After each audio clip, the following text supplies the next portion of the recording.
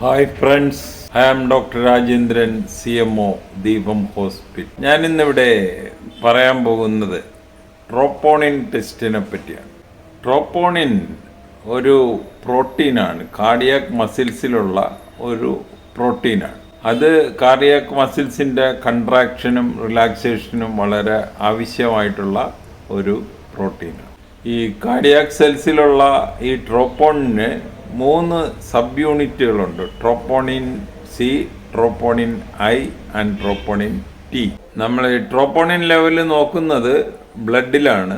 Troponin level കൂടുന്ന conditions, നോർമലിനേക്കാൾ കൂടുന്ന കണ്ടീഷൻ. അപ്പോൾ ഈ ബ്ലഡിൽ ട്രോപ്പോണിൻ ലെവൽ നോർമലിനേക്കാൾ കൂടുന്നത് മയോകാർഡിയൽ ഇസ്കീമിയ വരുമ്പോൾ ബ്ലഡിൽ ട്രോപ്പോണിൻ ലെവൽ കൂടാം. അതുപോലെ കാർഡിയാക് മസിൽസിന് ഇഞ്ചുറി, അപ്പോൾ ഉദാഹരണത്തിന് എന്തെങ്കിലും കാർഡിയാക് സർജറി ചെയ്യുമ്പോൾ അല്ലെങ്കിൽ കാർഡിയാക് ഫെയിലിയർ ഒക്കെ വരുമ്പോൾ ഈ ട്രോപ്പോണിൻ ലെവൽ ബ്ലഡിൽ കൂടാം.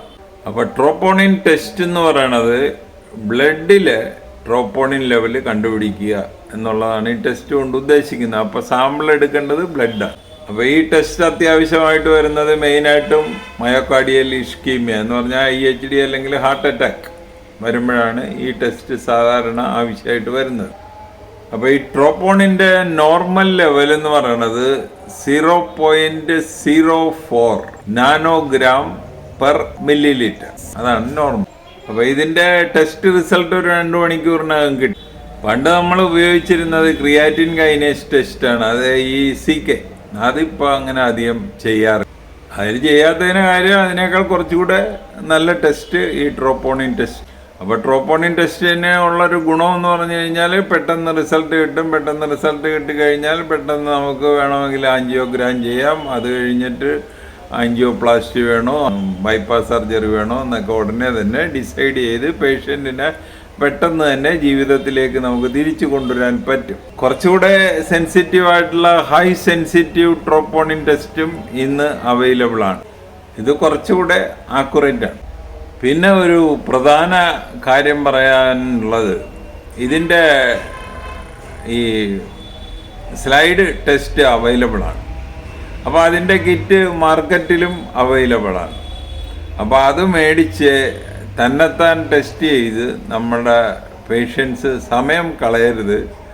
സമയം കളഞ്ഞു കഴിഞ്ഞാൽ ചിലപ്പോൾ ഒരു ജീവനായിരിക്കും നഷ്ടപ്പെടുന്നത്. അതുകൊണ്ട് ഈ പേഷ്യൻറ്റിന് ചെസ്റ്റ് വെയിൻ പോലുള്ള സിംറ്റംസ് വരുമ്പോൾ എപ്പോഴും ഒരു ഹോസ്പിറ്റലിനെ സമീപിക്കുന്നതായിരിക്കും നല്ലത്. അല്ലാതെ ഈ നമ്മുടെ ഒരു സ്ലൈഡ് മേടിച്ചിട്ട് വീട്ടിലിരുന്ന് ടെസ്റ്റ് ചെയ്ത് തന്നെത്താൻ ഡയഗ്നോസ് ചെയ്യാൻ ശ്രമിക്കുന്നത് വളരെ അപകടകരമായിരിക്കും.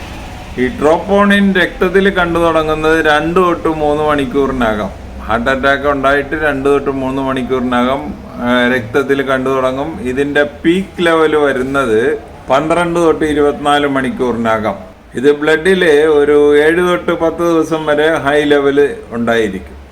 അപ്പോൾ ആ സമയത്തെല്ലാം ഈ ട്രോപ്പോണിൻ ടെസ്റ്റ് പോസിറ്റീവായി. ട്രോപ്പോണിൻ ടെസ്റ്റിനെ പറ്റി ഇത്രയൊക്കെ പറയാനുള്ളൂ.